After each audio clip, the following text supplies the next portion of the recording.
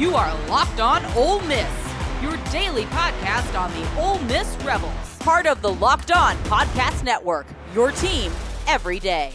Thanks again for making the Locked On Ole Miss podcast your first listen every day. We're free and available wherever you get your podcast, including YouTube. We're part of the Locked On Podcast Network, your team every single day. Hello, I'm Stephen Willis. Today is my birthday, so everybody calm down. No, I'm seriously, we're going to be talking about basketball. Tim Thomas is back from his European adventure, and he's going to be talking about all the work that Chris Beard has done. So I'm Stephen Willis. He is Tim Thomas. How you doing, Tim?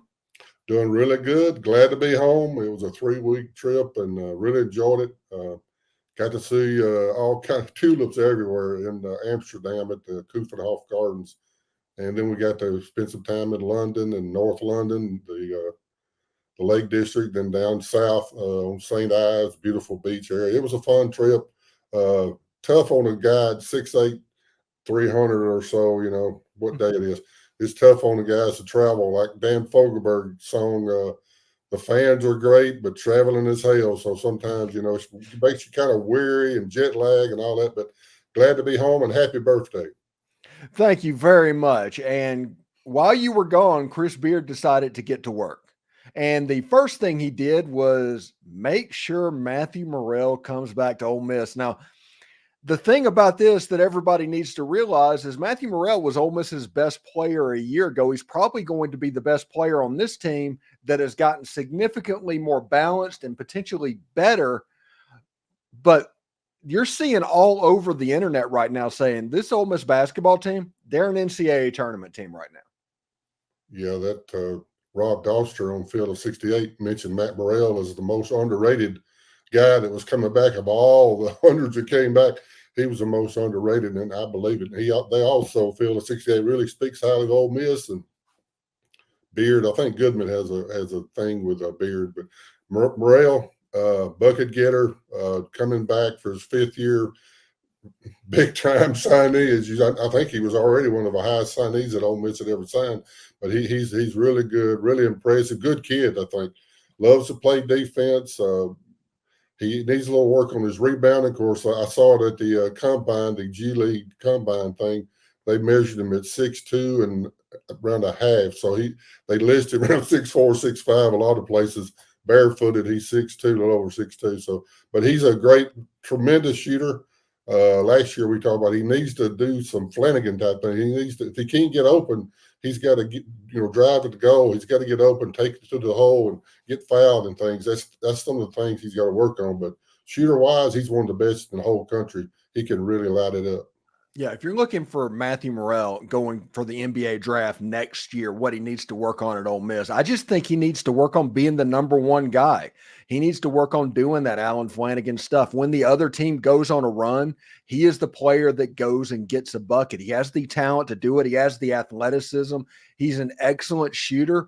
He just needs to be, honestly, a little bit more selfish. And if he can do that and get that mindset going, that killer mindset, Matthew Murrell could be a really good basketball player for Ole Miss.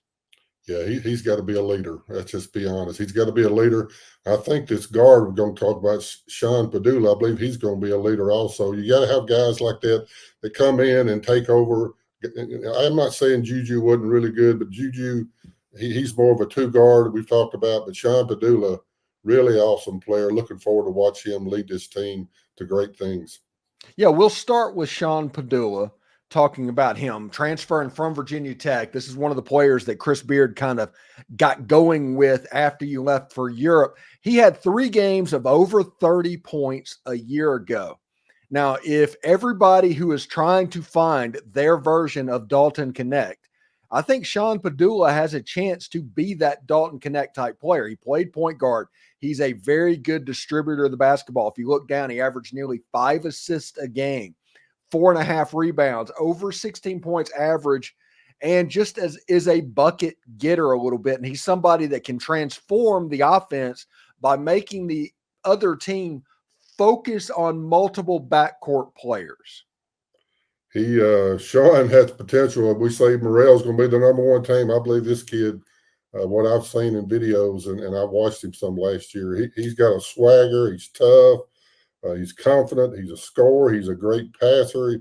And as we talked about, leader. He's a really great leader. And I think he's got potential to make this team be really good. He can shoot the ball. He can take it to the hole. He's one of them guys we call dogs or dudes. He's really makes it happen. And I'm looking forward to watching him this year.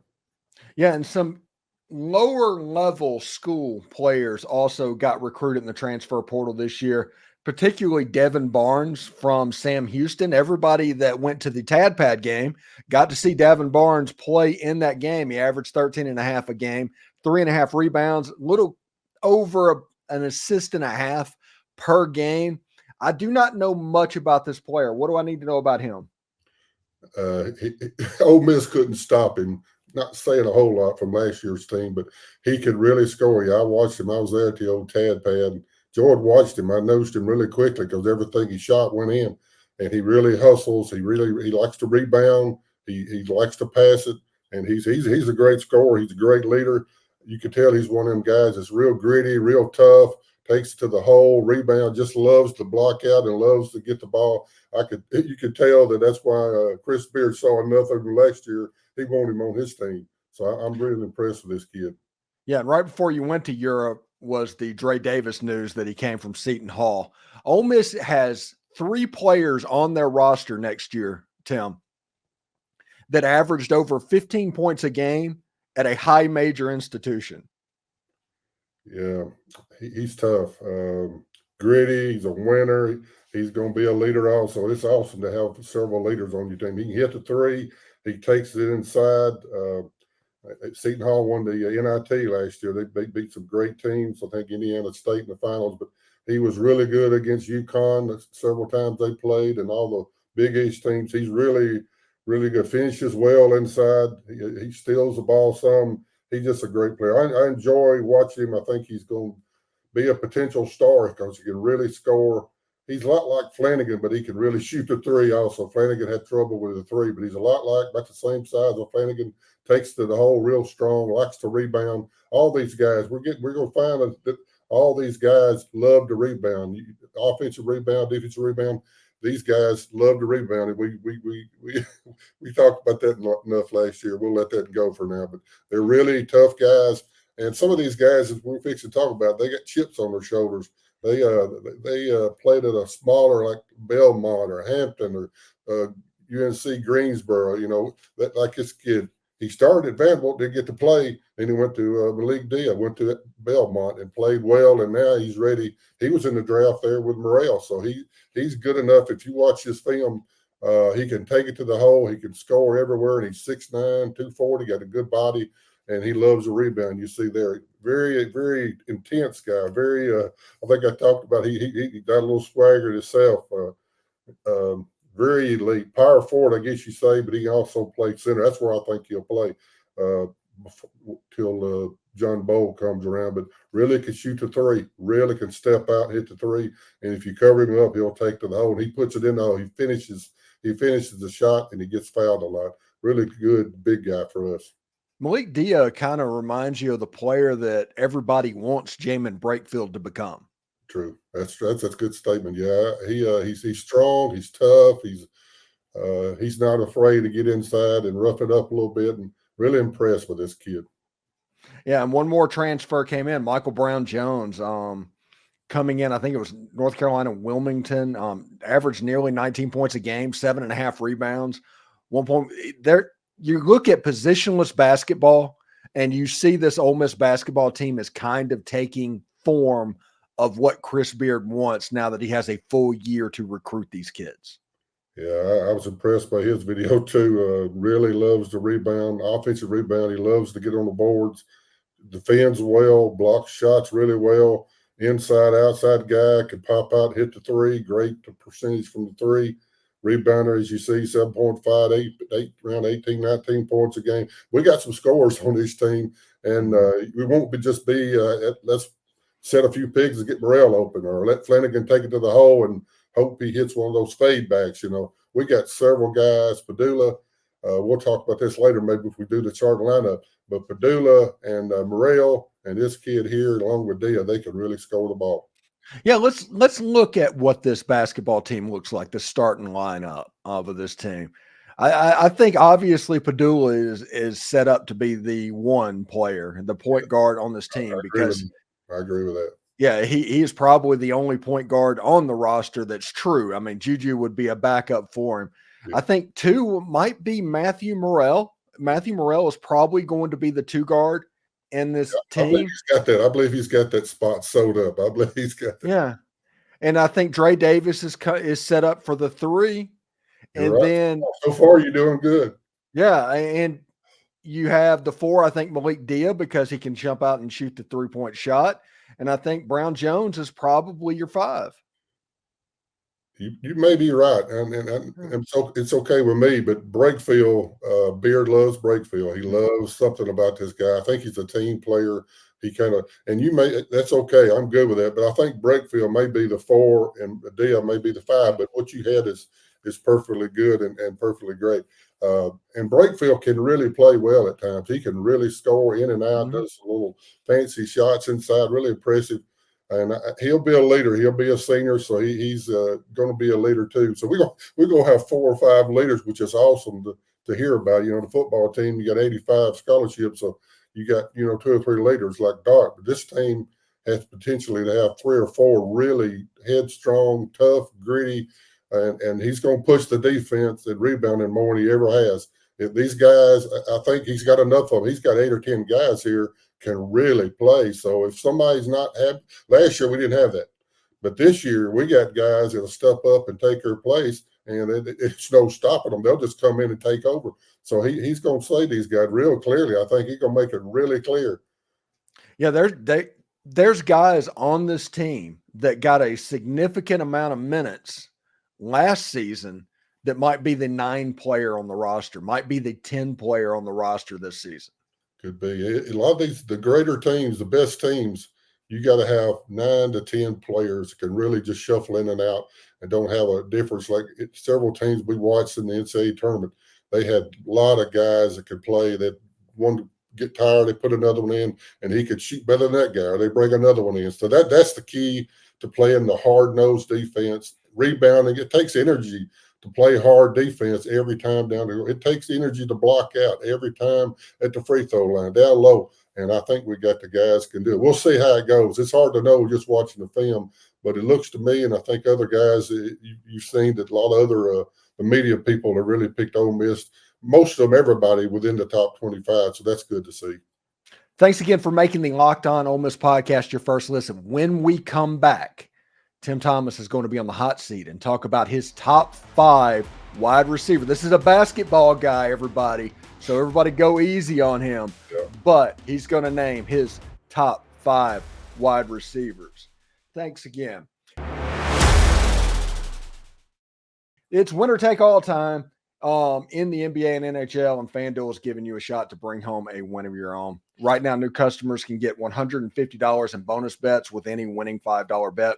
That's $150 to bet on spreads, money lines, player props, and more. Maybe you can bet on the Ole Miss Rebels over-under if that is your flavor of choice. But visit FanDuel.com/lockedon to make every playoff shot count. FanDuel, it's America's #1 sportsbook. Are you watching Fox Sports or ESPN on your TV all day and you have to turn down the volume with all of that shouting? Make the switch to Locked On Sports today. It's a free 24/7 sports streaming channel programmed for you every single day to bring you the biggest stories without all of that screaming. Locked On Sports Today brings you can't-miss analysis, opinions, and news, streaming 24/7 on YouTube or the free Amazon Fire TV channels app, part of the Locked On Podcast Network. Your team every single day. All right, Tim, top 5 time. You're on the hot seat. And you have missed the last couple of weeks of me doing this. We've had some good stuff, some great debates. But we've gotten to the top wide receivers. And I know you're a basketball guy. You could probably name the top 5 small forwards in Ole Miss basketball history a little bit easier than the top wide receivers in Ole Miss football history. But we're going to do the top 5 wide receivers in football history. Top 5, number 5. This is really tough. I grew up, it's tough to hear. I know y'all want to hear this. I grew up Alabama fan, lived in North Alabama all my life, and Bear Bryant and all that. Not really a Saban fan, so I know y'all love to hear that. But I do keep up with football. I listen to your show on a regular basis. So I'm going to go recent, start off my thing. I know some of the big names. I'm going to start off. I love Dayton Wade, number 5. I love Dayton Wade, walk-on guy from Western Kentucky. I do know a little bit. And he came in and made some great catches. Yes. I love the way he talked in the interview. I laughed through every interview I heard of him, the way he kind of just made things. And I would try to mock him, but that'd be ridiculous. But I enjoy watching Dayton Wade. I think he's really good. Really, really good football player, and somebody that probably, there's so many wide receivers in Ole Miss history. These lists are going to be completely different depending on your flavor of choice. And yes, I really like Dayton Wade, and he had 3 catches that were Sports Center level top 10 plays last season. Number 4. His attitude and the way he went about himself and carried himself. I'm not sure where he'll end up, but he's really, really impressive. Yeah, he's going to be successful in life. He's somebody that you just hear him for 5 minutes and you realize he's going to be really successful. Number 4. I'm going with recent again. I enjoy watching this Trey Harris guy, the wide receiver we have right now. And if he has another year like he did last year, he's going to be up there high in the draft choice. I love watching him. He's tall, lean, gets up, and makes some great, outstanding catches against some big teams. That's what I like, because I like to see these guys that play the best against the better teams, the one that really make things happen when it comes down to, you got to make this catch to win this game. And Trey Harris, I enjoy watching him. I enjoy listening to him, his interviews, and I think he's going to be a great one. He already is great, but he's going to be great. I'm glad he came back to play another year. Lindy Sports, they do their positional rankings, and Trey Harris right now this year is the number 3 wide receiver in the entire country. So it's probably a good call because of all the Ole Miss wide receivers. I don't know if I remember another receiver being that high. Yeah, I enjoyed watching him. Seemed like a good, clean-cut kid. Him and Dart are big buddies, and that's a big draw because you got somebody that they want to throw to you because you can catch everything. If anywhere close, a little short radius, he has a big radius. You can tell he can catch from, and he's got the body, lean body, pro body. I enjoy watching him. Number 3. Oh, it's getting kind of hard down here. Here we go. DJ Metcalf. Some of these guys, I don't know, they were just really, really good. I know they played pro and all, and you can tell they're really good. I watched these games during the season at Ole Miss, but didn't pay enough attention to some of these guys. But I got him number 3. Number 2. I got Laquan Treadwell. I enjoyed watching him. He made some outstanding catches. Then some of them Alabama, being from Alabama, I love the games again that Ole Miss beat Alabama. I love those games. And as I remember, he was one of the really better receivers during those games, and when we beat them a couple of times. And he was probably the first wide receiver that Ole Miss got that just looked on the field completely different. It's like, this is new. He's a new type of player, and that led to what I think your number 1 is. I think this is pretty much a free space. Yeah, I'm going to surprise everybody. A.J. Brown, I love him. I think he's from Starkville, right? It's really cool that this kid came up from Starkville, and he just showed out, and he's still showing out. Really good player. I saw some of the pictures of some of these guys with their shirts on, and wow, they're really big guys. Enjoyed watching this guy play. Really catches the ball well, and these guys can get open on anybody. That's what some of our guys really got to work on. Trey and some of the guys getting open. That's the key, and this guy's the best, I think. And honorable mention. Let's not forget to mention Michael Harmon, who was John Forca. Yeah, that's from your era. Yeah. Let's not forget about Pat Coleman, Eddie Small, those guys from the Billy Brewer era, and then you have like Grant Hurd and Mike Espy and those guys that were with Eli. But we have so many receivers at Ole Miss. This top 5 list is going to be nuts. Well, I hope I've done it justice. I don't keep up with like I do basketball. I'm being truthful about that, but I enjoy watching. I'm glad I'm looking forward to a great year. I don't see why we won't. We definitely got it on paper. We'll see if we can do it on the field. Okay, before I let you go, then I'm going to ask you this question and put you on the spot. You have nobody. He has had no time to prepare for this question. You're right. Okay. Gerald Glass or Chris Jackson, which would you rather have? Chris Jackson could really play. Man, that guy could go. He could do it from everywhere. Gerald Glass, big, strong kid. I enjoyed watching him play. But if I had a team, I'd pick Chris Jackson. All right. Thanks again for making the Locked On Ole Miss podcast your first listen every day. We're free and available wherever you get your podcast, including YouTube. We're part of the Locked On Podcast Network, your team every single day. Tim Thomas, thank you so much for joining us today. And next time we talk to you, I'll give you a little bit more heads up on the top 5. Oh, it's all good. I know you do this for fun. That's the whole idea, and I enjoy doing it. I enjoy football. Ain't nothing wrong. I love football. I love it. My passion, of course, I played there. I love basketball, and I keep up with it more. But I'm glad Ole Miss, any sport, I'm glad we're doing well. Hopefully in baseball we can come back and make a big push for next year and all the other sports. I'm all Ole Miss, and go Rebels. Tim, welcome back from Europe, and we'll talk to you later, man. Howdy, toddy.